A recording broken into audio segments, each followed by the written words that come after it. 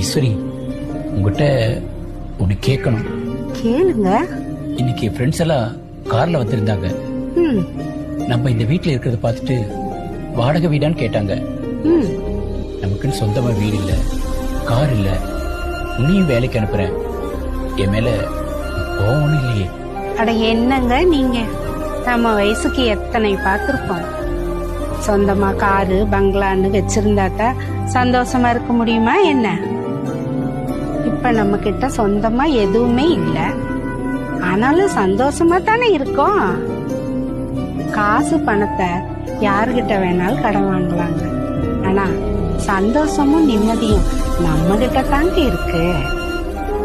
நம்ம கிட்ட எதுவுமே இல்லைனாலும் நான் உங்க கூட இருப்பேங்க. நீங்க என்ன ராணி மாதிரி பாத்துக்கிறீங்க. இதை விட எனக்கு என்னங்க சந்தோஷம்?